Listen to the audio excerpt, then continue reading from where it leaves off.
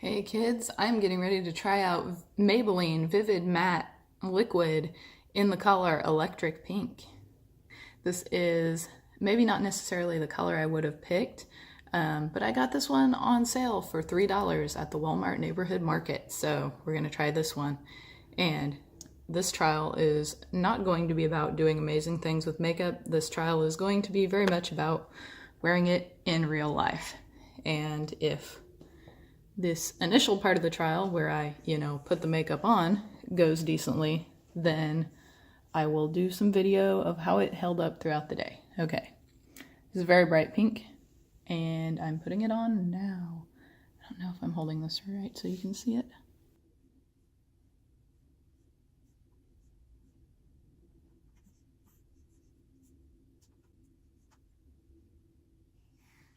Okay, so I've got it on now, and it went on pretty good. One issue that it kind of initially had was that it is kind of hard to get. It goes on pretty thick, but with such a bright color, it's kind of hard to get an even coat, and you can see I kind of didn't there. So trying to fix it using the camera as a mirror, this, what could go wrong?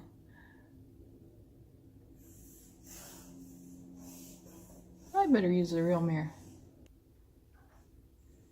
Okay, I've got it on. It's fairly even now, and I don't know if it feels like it's gonna stay on, but we'll see. It has passed the application challenge, and now I will see how it wears throughout the day. Be back soon. Brighter indoor lighting.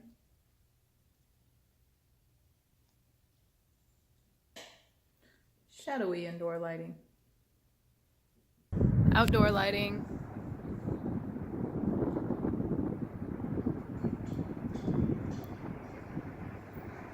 You can see the imperfections a little bit better right here.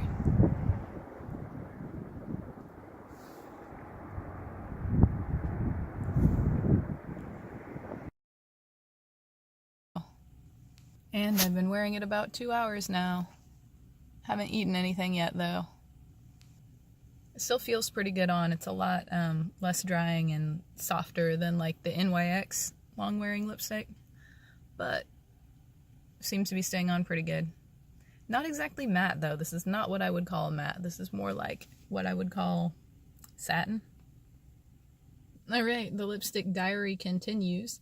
This is about 3 hours, and I did eat McDonald's cheeseburger and had some coffee. So you can see I'm getting a little bit of cracking, and I've got a little bit of wear off, but at a distance it is still basically bright pink, so that's going good. Okay, it's about 4 hours in, and I'm starting to get significant signs of wear. So for my next trick, I'm going to see how the lipstick does touching up. And yes, I am in my car. This was supposed to be a real life field test, so this is probably how I would normally touch it up. And this shot is probably going to be a little bit weird because I'm going to be using the rearview mirror while I hold this phone in my face. But yeah, so basically trying to see how this touches up, because some lipsticks don't do well with being touched up if you don't entirely remove the old lipstick, so we'll see how this does.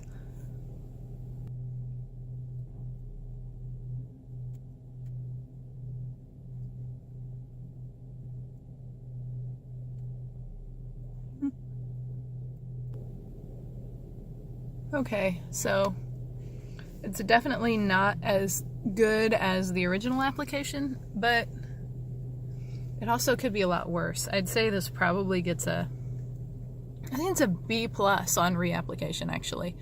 I don't know if you can see it. I can see it. There's a little bit of like dry skin. It's really cold today, or well, really cold for Texas. So it's kind of drying my lips out a little bit. There's a little bit of unevenness from the reapplication, but really it's not that bad. For a cheap lipstick, this is really holding up really well. A lot better than I expected.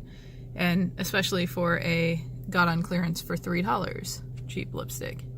I think the regular price is something like, I don't know, $7-ish. But still, even at $7, I think it's doing pretty well. I'm about 2 hours after touch-up, so about 6 hours after original application, and here's what we've got going on. It is still bright pink. It's got a little bit of, you know, peeling and cracking going on, but other than that, it's still bright pink when you glance at it, which is the point, right?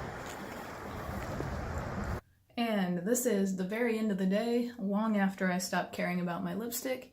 This is, I think, about 8 hours after the final touch-up.